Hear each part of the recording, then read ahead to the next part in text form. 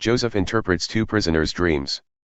Some time after this, the cupbearer of the king of Egypt and his baker committed an offense against their lord the king of Egypt.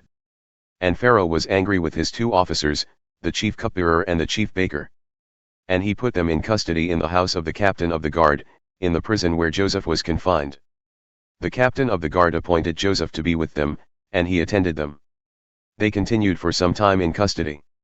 And one night they both dreamed, the cupbearer and the baker of the king of Egypt, who were confined in the prison, each his own dream, and each dream with its own interpretation. When Joseph came to them in the morning, he saw that they were troubled. So he asked Pharaoh's officers who were with him in custody in his master's house, "Why are your faces downcast today?" They said to him, "We have had dreams, and there is no one to interpret them."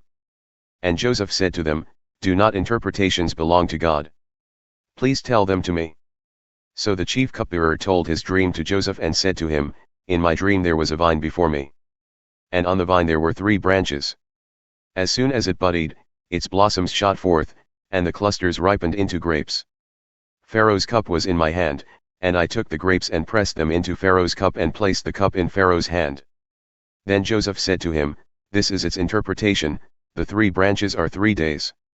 In 3 days Pharaoh will lift up your head and restore you to your office, and you shall place Pharaoh's cup in his hand as formerly, when you were his cupbearer. Only remember me, when it is well with you, and please do me the kindness to mention me to Pharaoh, and so get me out of this house. For I was indeed stolen out of the land of the Hebrews, and here also I have done nothing that they should put me into the pit." When the chief baker saw that the interpretation was favorable, he said to Joseph, "I also had a dream, there were 3 cake baskets on my head. And in the uppermost basket there were all sorts of baked food for Pharaoh, but the birds were eating it out of the basket on my head."